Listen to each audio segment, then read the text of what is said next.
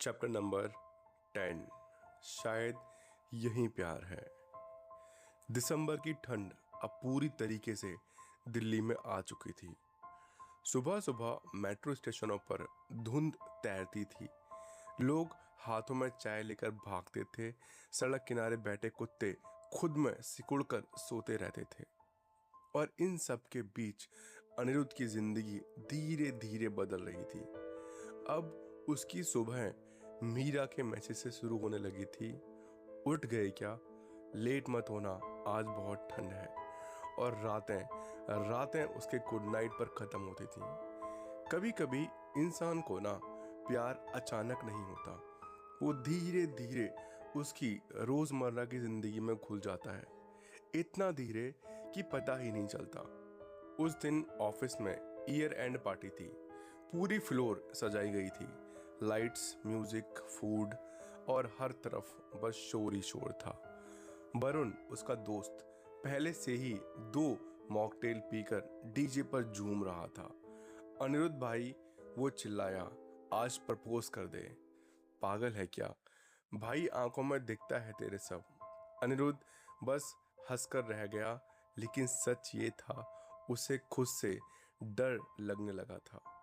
क्योंकि अब मीरा सिर्फ अच्छी नहीं लगती थी, अब उसकी आदत हो गई थी। मीरा उस रात ब्लैक ड्रेस में आई थी। सिंपल, बहुत ज़्यादा सजावट नहीं। लेकिन पता नहीं क्यों अनिरुद्ध उसे बाकी सब लोगों से अलग देख रहा था। मीरा उसकी तरफ आई। तुम डांस नहीं कर रहे क्या? नहीं नहीं यार, मुझे डांस करना बिल्कुल नहीं आता। का यार, तुम करो, मैं भी नहीं करती। दोनों हंस पड़े। फिर म्यूजिक तेज हो गया। लोग नाच रहे थे, कोई वीडियो बना रहा था, कोई ऑफिस पॉलिटिक्स भूलकर टेम्पररी खुश था। लेकिन उन सब के बीच अनिरुद्ध सिर्फ मीरा को देख रहा था। और शायद पहली बार उसे महसूस हुआ कि वो मीरा के ख्यालों में डूब रहा है। रात करीब 11 बजे पार्टी खत्म होने लगी। कई लोग जा चुके थे। मीरा बालकनी में अकेले खड़ी थी। ठंडी हवा उसके बाल उड़ा रही थी। नीचे पूरा शहर रोशनी में चमक रहा था। अनिरुद्ध धीरे से उसके पास जाकर खड़ा हो गया। कुछ सेकंड दोनों चुप रहे। फिर मीरा बोली, तुम कभी नोटिस करते हो क्या, इतने सारे लोगों के बीच भी कुछ लोग बहुत अकेले होते हैं? अनिरुद्ध ने उसकी तरफ देखा।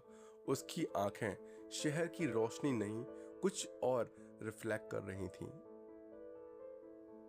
शायद इनमें कोई पुराना दर्द छिपा हुआ है। तुम खुश हो? अनिरुद्ध ने अचानक पूछ लिया। मीरा हल्का मुस्कुराई। ये बहुत डेंजरस क्वेश्चन है। फिर भी बताओ तो। उसने नीचे सड़क की तरफ देखा। कभी कभी, और बाकी टाइम? मीरा कुछ सेकंड चुप रही, फिर धीरे से बोली, बाकी टाइम बस सरवाइव करती हूँ। उस जवाब ने अनिरुद्ध को अंदर से तोड़ दिया। उसे पहली बार महसूस हुआ कि वो उसे सिर्फ हंसते हुए नहीं देखना चाहता, वो उसकी उदासी भी अपने पास रखना चाहता है। उस रात दोनों ऑफिस से साथ निकले। ठंडी हवा बहुत तेज थी। चलते चलते मीरा अचानक रुक गई। क्या हुआ? अनिरुद्ध ने पूछा। कुछ नहीं। फिर मीरा उसकी तरफ मुड़ी। तुम इतने अच्छे क्यों हो मेरे साथ? अनिरुद्ध कुछ सेकंड चुप रहा, क्योंकि सच उसका खुद से भी छुप नहीं रहा था। फिर उसने धीरे से कहा, पता नहीं, शायद क्योंकि मुझे तुम्हारी परवाह होने लगी है।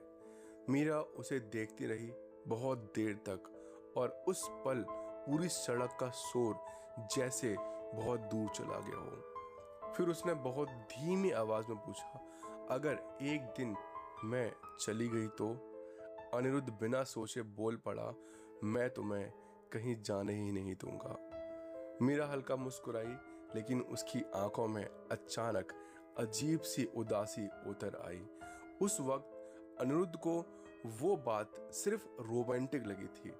उसे नहीं पता था कि एक दिन यही सेंटेंस उसकी पूरी कहानी का सबसे दर्दनाक हिस्सा बनने वाला है।